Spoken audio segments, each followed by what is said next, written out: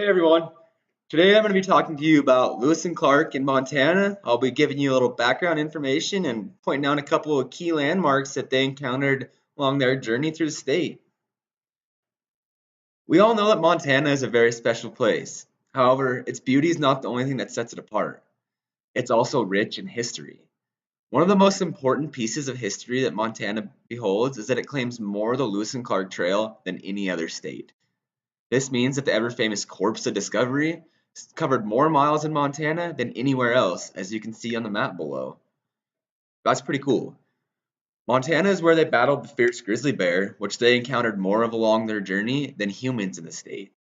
In his journal, Meriwether Lewis discusses how Montana was the wildest place they came through on their entire journey. Although Lewis and Clark are known for crossing and recrossing the entire West, that journey probably wouldn't be nearly as fun and suspenseful without Montana. Throughout their trip across the state, the Corpse of Discovery visited many very popular places that you may know. In this short video, you'll see some of these amazing landmarks.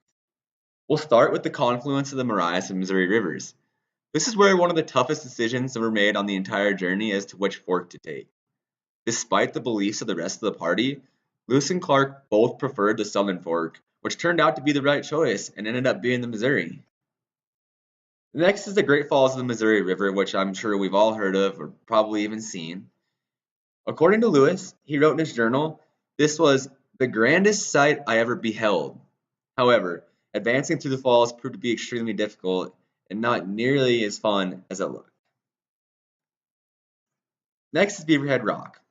Approaching what would be present-day Dillon, the Corps of Discovery were informed by Sacagawea that this amazing rock outcropping before them was known as Beaverhead Rock by the Shoshone, from which she belonged. This is where Captain Lewis set out with 3 other men determined to find the Northwest Passage. Lemhi Pass area. This is the location where the myth of the Northwest Passage was dealt its final blow.